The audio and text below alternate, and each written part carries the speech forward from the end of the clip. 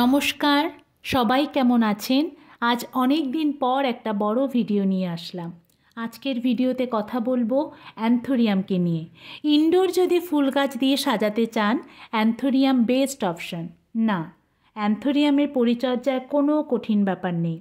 কত সহজভাবে এই গাছের যত্ন করা যায় এবং কত সহজে সুন্দর করে এই গাছকে আপনার ইনডোরে রাখতে পারবেন, সেই কথাই আজকের ভিডিওতে বলবো। তাই ভিডিওটি স্কিপ না করে শেষ পর্যন্ত অবশ্যই দেখবেন এবং আমার পাশে, আমার এই ছোট্ট চ্যানেলটির পাশে থাকতে একদম ভুলবেন না। অ্যান্থোরিয়াম গাছের ফুল 8 থেকে 9 মাস বা তার বেশি সময় পর্যন্ত স্থায়ী থাকে। লাল, হলুদ, গোলাপি, পার্পেল ইত্যাদি নানা রঙের ফুলের অ্যান্থোরিয়াম গাছ পাওয়া যায়। অ্যান্থোরিয়ামের পরিচর্যার ক্ষেত্রে প্রথমেই বলবো আলোর কথা। সকালের দিকে 2 থেকে 3 ঘন্টা ডাইরেক্ট সানলাইটে অ্যান্থোরিয়ামকে রাখতে হবে।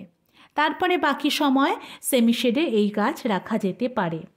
অ্যান্থোরিয়ামের জন্য কোকোপিট, ধানের তুষ, ভার্মিকম্পোস্ট সমপরিমাণে মিশিয়ে সেই মিশ্রণের সাথে 1 চামচ হাড় গুঁড়ো যোগ করে মিডিয়া তৈরি করতে হবে।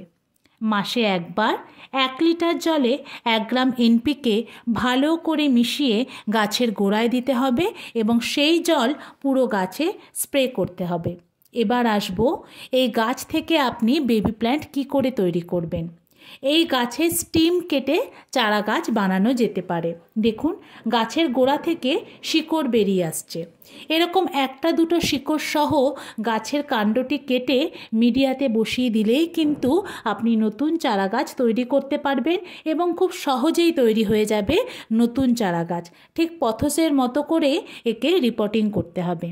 আরেকটা খুব গুরুত্বপূর্ণ কথা, অ্যান্থোরিয়াম একবার যেই পটে লাগাবেন সেই পটেই কিন্তু আজীবন থেকে যাবে।